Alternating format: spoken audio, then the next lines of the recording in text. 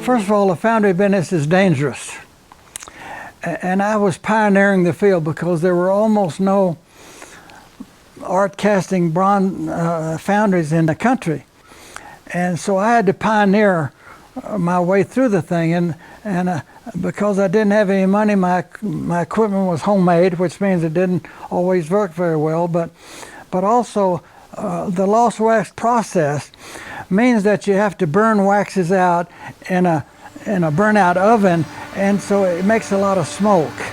So here I am in downtown Santa Fe burning out waxes, and everybody thinks the house is burning down, and they call the fire department. And I knew that I wasn't going to last very long in the foundry business in downtown Santa Fe by burning out waxes, coupled with the fact that it was dangerous and my two guys quit their job.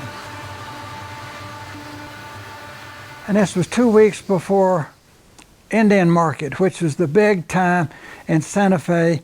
Thousands of people, like 150,000 people, would come to Santa Fe for this Indian Market. I decided I was going to get out of the foundry business. And I decided that overnight, 2 weeks before Indian Market. 2 days later, I had sold everything in my foundry for practically nothing. But I had to remodel my foundry, 4 rooms, into gallery space. I had to borrow money from the bank to do that, and I hate to borrow money.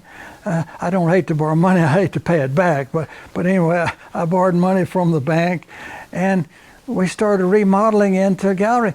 But Indian Market starts tomorrow, but tonight they're still pouring cement on the floor in my new gallery space.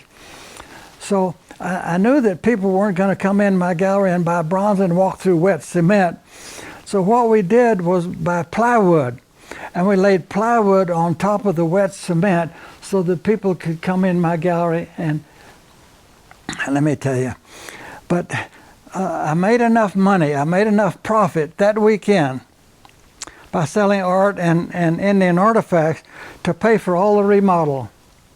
And I told myself, yeah, I can do this. You know, you have to stay ahead, and staying ahead to me meant about 2 inches ahead, because I felt like I was always trying to catch up, and I didn't dare look back for fear somebody be gaining on me.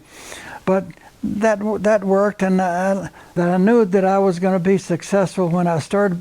When 1 month I was able to make payroll out of my accounts receivable, and that was one of the goals that I had.